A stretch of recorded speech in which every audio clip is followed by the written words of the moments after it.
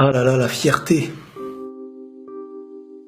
Aujourd'hui, par exemple, il y a beaucoup de gens qui sont fiers, mais il y a peu de gens qui ont de quoi être fiers. Honnêtement, dans la vie, il y a combien de personnes qui sont passées à côté de quelque chose de bon à cause de la fierté ou de l'orgueil? Des familles et des amis ont vu leurs liens se briser à cause de cette fierté. On connaît tous cette situation où chacun refuse de faire le premier pas vers l'autre, en disant s'il me donne pas de nouvelles, eh ben moi aussi je lui donnerai pas de nouvelles. Mais de l'autre côté, il est possible que ce soit pareil, et qu'ils disent, s'il me donne pas de nouvelles, eh ben c'est pas moi qui irai lui en donner. Et au final, personne n'a plus de nouvelles de l'autre. Et malheureusement, c'est très souvent comme ça qu'on casse une chose qui avait tout pour durer. Autant dans une famille, autant dans un couple, autant même en amitié. Le pire, c'est qu'on est tous conscients que cette fierté nous bloque dans tout plein de choses. On le dit nous-mêmes.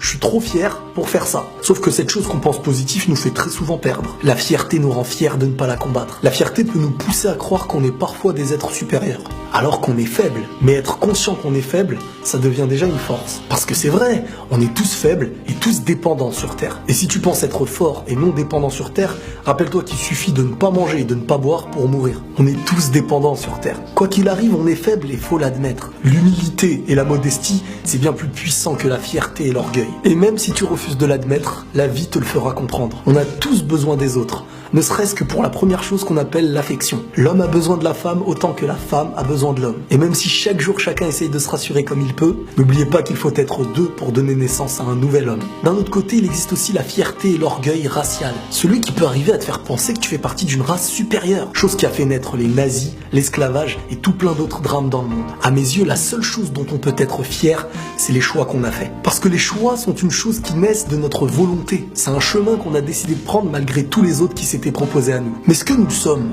notre couleur, notre origine, notre pays, c'est des choses qui nous sont tombées dessus.